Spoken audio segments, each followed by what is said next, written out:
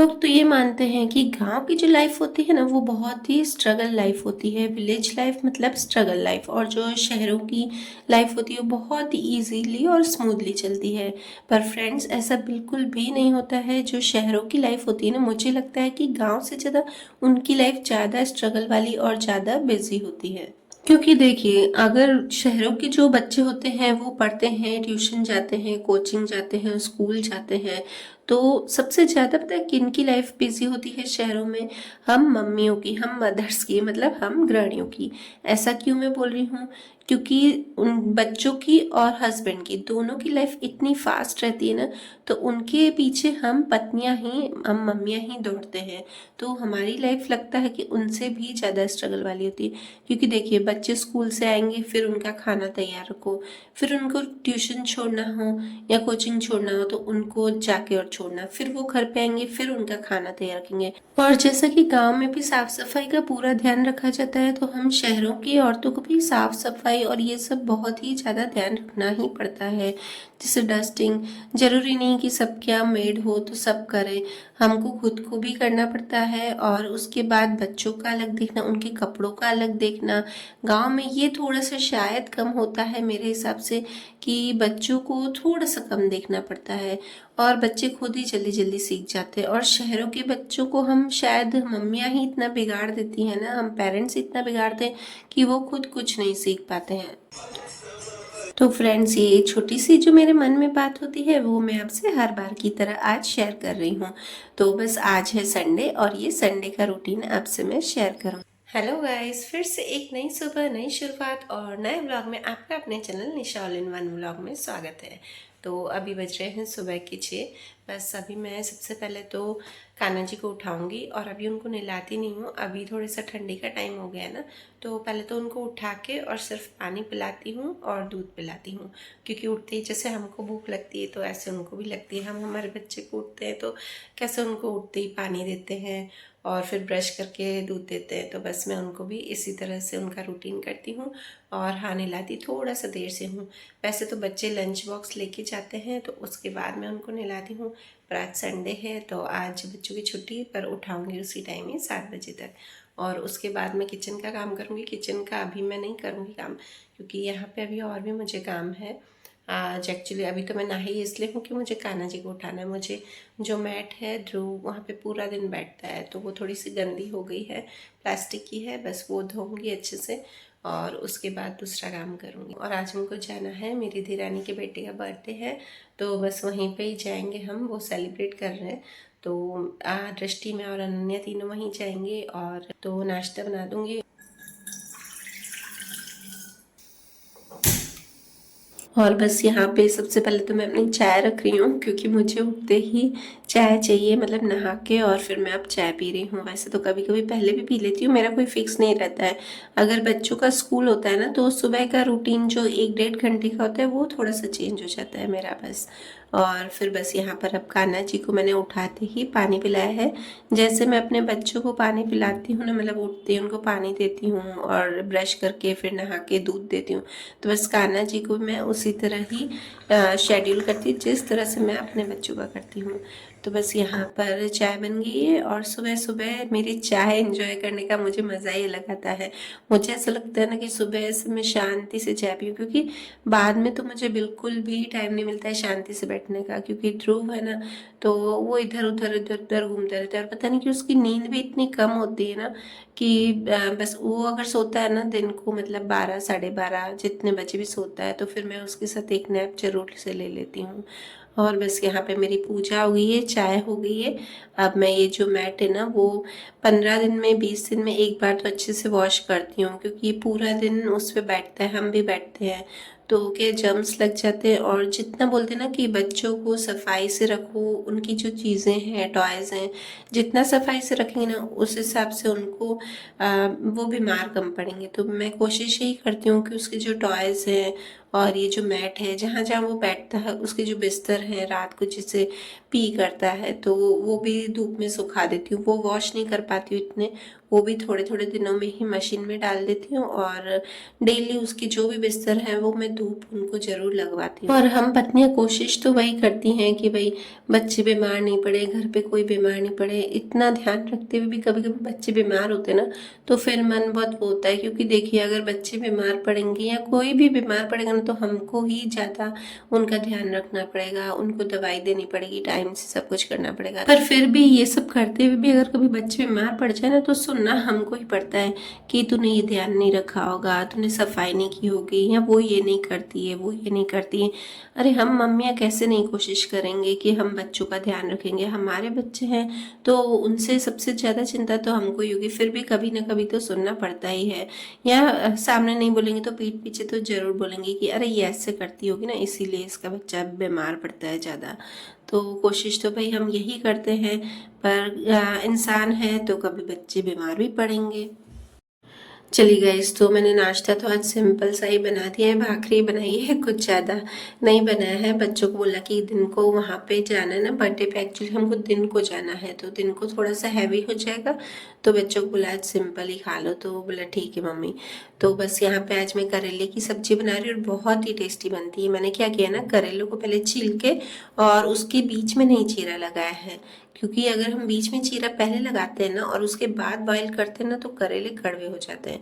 तो बिना चीरा लगाए हुए करेले को मैंने बॉईल कर दिया है 10 मिनट तक कम से कम, और फिर पैन में ऑयल डालकर उसमें डाला है जीरा और सौंफ, और बस ये कटा हुआ जो प्याज है वो डाल दिया है। और यहाँ पे थोड़ी सी लहसुन ज़्यादा चाहिए, मतलब चॉपर में ही चॉप कर दी है लहसुन और हरी मिर्च। बस अब इसको थोड़ा सा भून के और फिर 2 चम्मच मैंने डाले हैं बेसन और उसको भी थोड़ा सा भून लिया है, और जो बेसिक मसाले होते हैं वो डाले हैं, पर इसमें थोड़ा जो धनिया पाउडर होता है ना वो थोड़ा सा ज़्यादा डलता है बस।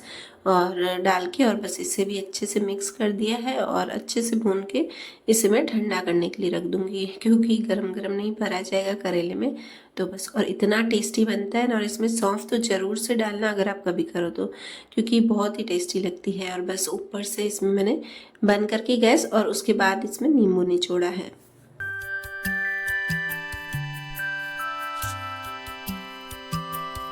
चलिए, अब जो इसमें करेले के जो बीज है ना इसमें अब चीरा लगा के करेलों में, और इस बीजों को मैं सबको निकाल दूंगी। कुछ लोग जो है ना बीज नहीं भी निकालते हैं, पर हमारे यहाँ बीज नहीं खाते हैं, अच्छे नहीं लगते हैं। और एक ऐसे भी करेले बनते हैं कि जिसमें ये जो मसाला बनाऊंगी ना तो उसमें बीज को भी अच्छे से कूट देते हैं, तो और उसके बाद उसमें इस मसाले में डाल देते हैं, वो भी बहुत टेस्टी बनते हैं। पर हमारे यहाँ बीज मतलब पापा और इनको नहीं पसंद है ना, तो इसलिए फिर हम भी ऐसे ही खा लेते हैं। बस अब इन करेलों को ये अच्छे से स्टफ़, थोड़ा सा ज़्यादा स्टफ़ करते हैं ना तो मसाला मतलब करेले अच्छे लगते हैं, मसाला बहुत ही टेस्टी बनता है। और बस इसे फिर एक पैन में फिर से डाल दिया है मैंने, और यहाँ पर ऊपर से थोड़ा सा तेल डाला है। और कुछ लोग जो है ना ये थोड़े से सॉफ्ट ही खाते हैं, और कुछ लोग थोड़ा सा मतलब ज़्यादा क्रिस्पी, थोड़ा सा हल्का सा थोड़ा सा क्रिस्पी खाते हैं। तो हमारे यहाँ तो भाई थोड़ा सा क्रिस्पी हर चीज़ को पसंद है, तो एकदम सॉफ्ट नहीं खाते हैं। तो इसको मैंने ढक दिया है, बस इसे 5 से 7 मिनट तक मैंने मीडियम फ्लेम पर ढका था, और बस इसको फिर से पलटा के फिर से इसे मीडियम फ्लेम तक 5 मिनट पे रखूँगी। तो थोड़ा इस तरह से ब्राउन हो जाता है ना तो करेला सही में बहुत टेस्टी लगता है।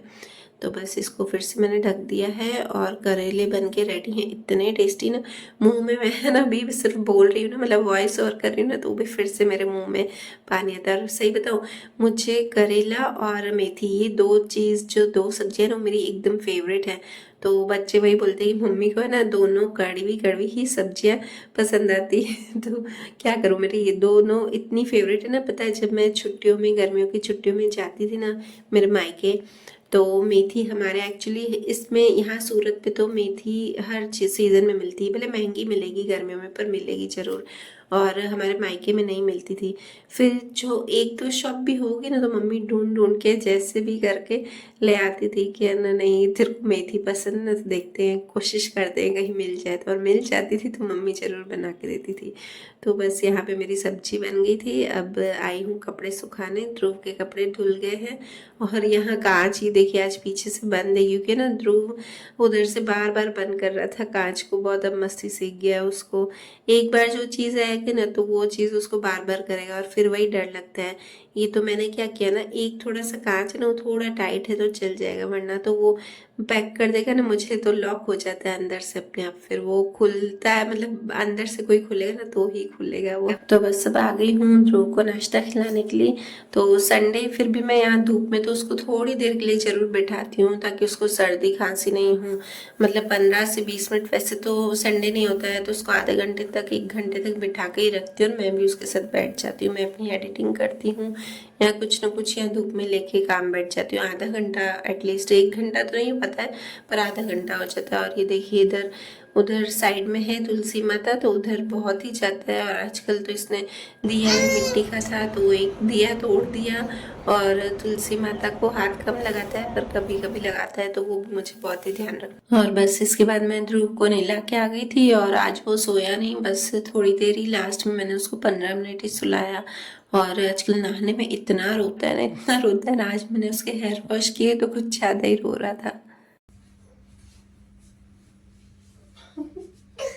कौन ठाकर ले? रुको, कौन ठाकर ले? किसने ठाकी है? मम्मा ने? मम्मा ने ठाकी है? मुझको कौन ठाकर ले? बोलो, इतना छोटा था कौन कर ले? नहीं नहीं नहीं अच्छी लगती। वैसे तो क्या वो नहाता है ना तो उसको जैसे ही टॉवेल में लपेट लेती हूँ ना तो वो जल्दी से चुप हो जाता है। और आज तो पता नहीं क्यों इतना रो रहा था ना, लास्ट में उसके आंसू बंद ही नहीं हो रहे थे। फिर बस उसको ही थोड़ा सा दिया ना सामान और लोशन दिया तो चुप करके बैठ गया और फ्रेश भी फील करते हैं। नहलाती तो मैं उसको डेली हूँ। तो चलेगा, इस मंदिर जाना बाकी है, ध्रुव को साथ में ही ले जा रही हूँ मंदिर। नहीं, आज देर हो गई मंदिर जाने। और उसके बाद बस हम आ गए थे तैयार होके, अनन्या मैं और दृष्टि तीनों। और यहाँ पे थोड़ा सा जो शूट किया ना वो मैं आपसे शेयर कर रही हूँ। तो बच्चों को तो क्या है ना कि ये सब फ्रेंड्स थे उसके, मतलब मेरी देरानी का बेटा है ना धैर्य, उसके सब बॉयज ही फ्रेंड्स थे। तो दृष्टि तो बोर हो रही थी, बोल रही थी मैं बोर हो रही हूँ क्योंकि सब लड़के लड़के ही ना, तो सबके आजकल अपने अपने फ्रेंड्स हो जाते हैं तो फिर मजा नहीं था। क्यों चालू नहीं करती हूँ? और बस उसके बाद सब बच्चों ने वहीं पर ही गेम खेला और लास्ट में अनन्या ने भी खेला। अनन्या को भी मैंने बोला कि जाके खेल, तो उसने भी खेला।